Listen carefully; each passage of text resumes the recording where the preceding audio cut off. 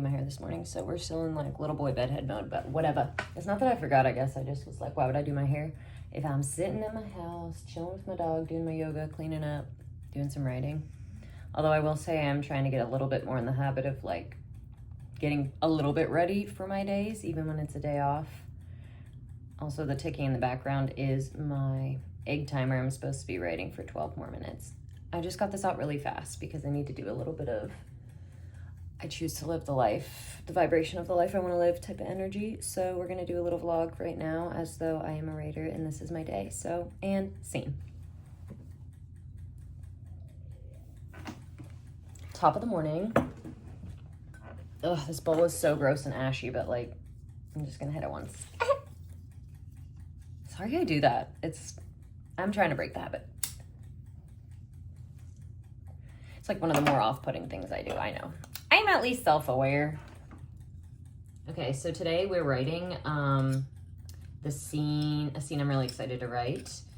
I've been trying to do the thing where I just set the timer up. I start banging at the keys. I kind of let the characters take me where they want to that day, or the scenes, you know, take me where they want. And then typically that will get me kind of like worked up into another scene that I'm really excited to write, but I haven't gotten into yet. And that's where I try to cut it to continue to like be excited about the work and not like burn myself out and then have to like restart from zero the next day, if that makes sense. Excuse me. I wish I could remember who I was talking about this with, another writer though, but they were like, excuse me, I'm so sorry.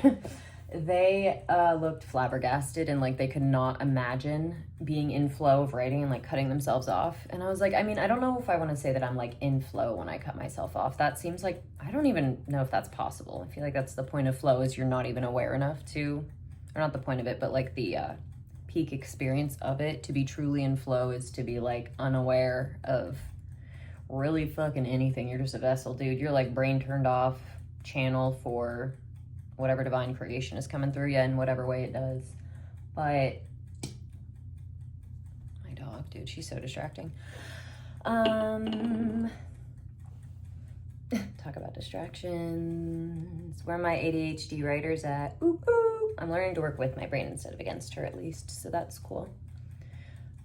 It's 1:55 p.m. The only other thing I have going on this evening, I have dinner with a neighbor around, my friend and neighbor, 5 p.m. And we're just going over to a spot I think is like walking distance. So I'm just gonna head over to her place around then. It is now 2 o'clock, like I said. And yeah, I wanted to get some organizing done on my apartment as well. So I have this timer. I am gonna reset it a bit for all this gabbing I'm wasting. But so far I have about 280 words. I like to do between 500 and 800 is like my little sweet spot. And then if I am in flow, I let myself go past that. But once I start getting into the 2,000-3,000s, it kind of gets like, stop, you're burning yourself out. You don't even realize it. But yeah, flow state's a hell of a drug, dude. Okay. I feel like that was all paradoxical because at the end there, I was like, flow state's a drug. So it makes it sound like I have been cutting myself off mid-flow state.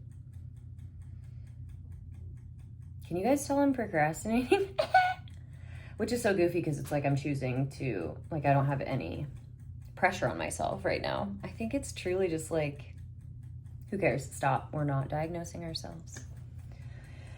I am excited though because writing has shifted for me. Writing is now the way that I make my money. So writing is something that I get to spend this time doing, and I get to procrastinate without it feeling like, no, you only have limited hours to it anyway. So I guess this is like a moment to acknowledge what a privilege it is to procrastinate the work that I get to do for my life. I still can't believe it.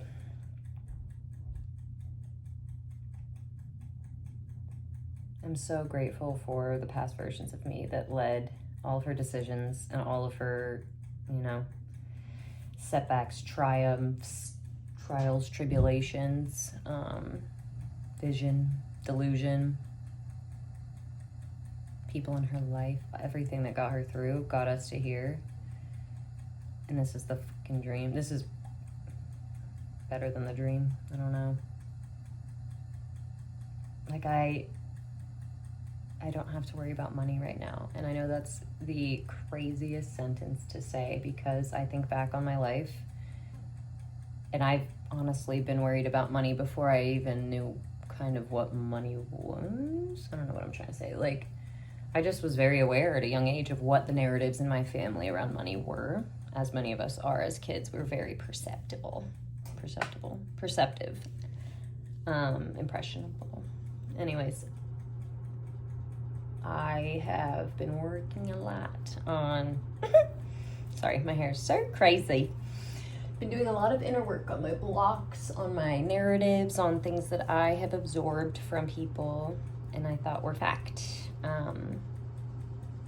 And my money was kind of the last one. And then once I realized that, you know, money is simply a frequency that holds value. And if I place my value above that of the fucking 3D version of money, it's just going to be like, yeah, you get paid to exist. So here. It sounds easier said than done. And it is hard to kind of like put into communication with other people in a way that doesn't immediately start to sound like you're at some kind of crazy like MLM or like Ponzi scheme, like The Secret. Although there is some truth to The Secret, I'm not gonna lie. We'll talk about it. Y'all get what I'm saying. It's a real fine line between feeling like you're speaking the language of the universe in the best beautiful way and your brain crafting just another version of a made-up narrative that feels like your new version of like safety. Regulation 54. Don't come up my bathroom door. These are sprinkles. I should not be just eating them straight, but whatever. Okay. Babe, chill, it's me, it's Will. He tried to talk softly, willing the panic out of his voice. I think you have a concussion, your head is bleeding. You got hit in the head with a beer bottle some fucking idiot threw. He glared up at Roger, whose color finally returned to his face once Maeve woke up. Here we go.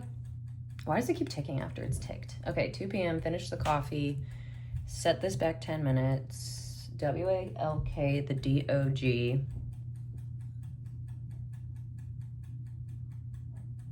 Then bed, I think, because we need to get that done. And then I think I want to work on my blog a little bit. I feel like I just want to kind of ping pong between writing and getting my house set up for my dog sitters. All right, this didn't quite pan out in the way that I meant it to in terms of manifesting my future or whatever, but we're getting there. Love you, bitch.